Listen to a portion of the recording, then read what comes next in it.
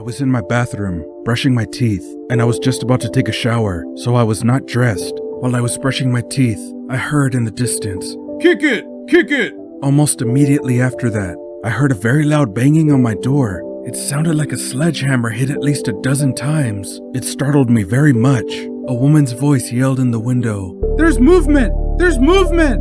I grabbed a towel to cover myself. I limped to my door because I was thinking that there was some terrible emergency. I tripped and strained my back, but I did not fall. I covered myself as best as I could with my bath towel, and I opened the door, where there was an assault rifle pointed directly at my chest. A man loudly screamed, "Hands in the air! Hands in the air!" I let out an uncontrolled, "Ah!" when I saw an assault rifle pointed directly to my chest, and all of the 7 officers pointing their handguns at me as well. All of the officers were in full uniform, except for one woman who was in plain clothes outside of my apartment.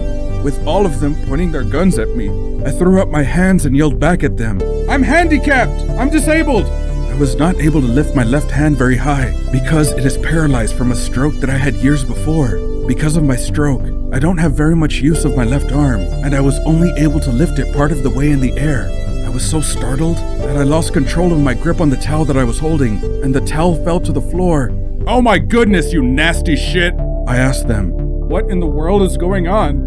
I was told that they would tell me later. One of the officers grabbed me by my left arm, which is my paralyzed arm from the stroke, ripped me from inside my apartment, and threw me against the outside wall of my apartment. The officer with the assault rifle ran inside of my apartment, and I yelled to him, "What is going on? I need some clothes, my shoes, and my AFO!"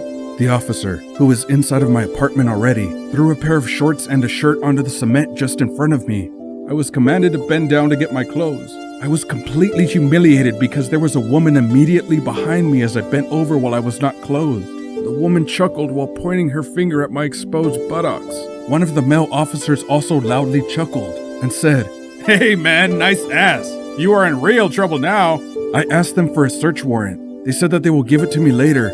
The same male officer that said that also grabbed my paralyzed left arm and marched me to the end of my walk path leading to my landlord's backyard. The officer got in front of me, grabbed me by both of my shoulders, and shoved me backward, causing me to fall into my tailbone, which has already been damaged by previous falls that I have had because of a massive stroke that I had years ago, and caused a traumatic brain injury that will last for the remainder of my life.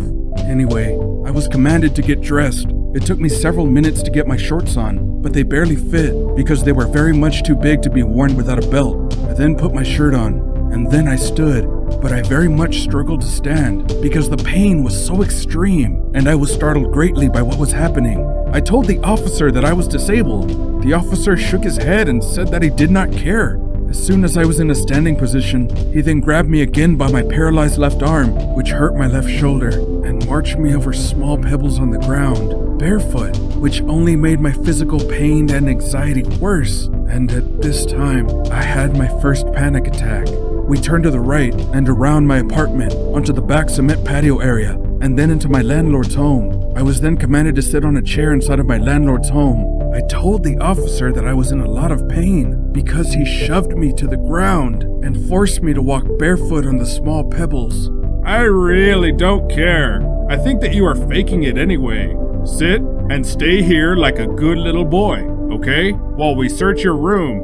After about 15 minutes, I was told to follow a woman out the front of my landlord's house. I asked for an attorney and a search warrant. I was told that they already gave the search warrant to my mother. I also said that I wanted to speak with my landlord, but I was told that I could not. I had to hold my shorts with my one good hand, right hand, and walk across more small pebbles, grass, and landscaping rock while barefoot. I was forced to stand on the Mill Creek Elementary School walk path with a pair of shorts that were way too big for me without a belt and a shirt. It was inappropriate attire to be outside like this. I asked for an attorney 2 more times. I was in so much pain that I could not even think clearly. Everything was a blur.